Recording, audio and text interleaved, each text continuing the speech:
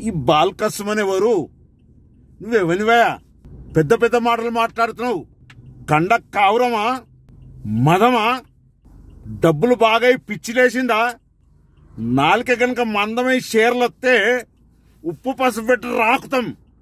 ఎక్కడికి దొరికితే అక్కడికి మాట్లాడుతున్నావు. ఏం బుద్ధి లేదా? చదువుకోలేదా? జ్ఞానం లేదా?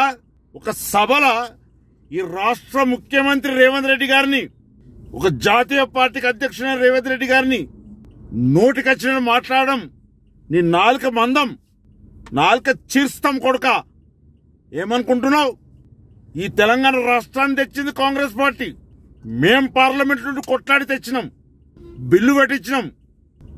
నీకు ప్రభుభక్తి కావాలనుకుంటే కేసీఆర్ బూట్లు నాకు, కేటీఆర్ పాదాలు నాకు. వాళ్ళు మెచ్చుకుంటారు.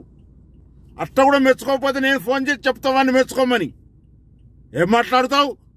ఎక్కడికి పెడితే అక్కడికి మాట్లాడడం మంచి పద్ధతి కాదు. నువ్వేంటిది? నీ స్థాయి ఏంది? నీ పద్ధతి ఏంది? నీవు పెద్దపల్లికి పోయినాడు రబ్బర్ చెప్పులతో వేరే కొడుక. ఇంత డబ్బు ఎక్కడికి వచ్చింది?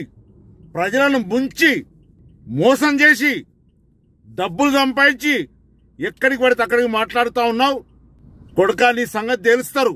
అదే పెద్దపల్లి ప్రజలు, అదే చెన్నూరు ప్రజలు ఉరికిచ్చి కొడతారు కొడుక.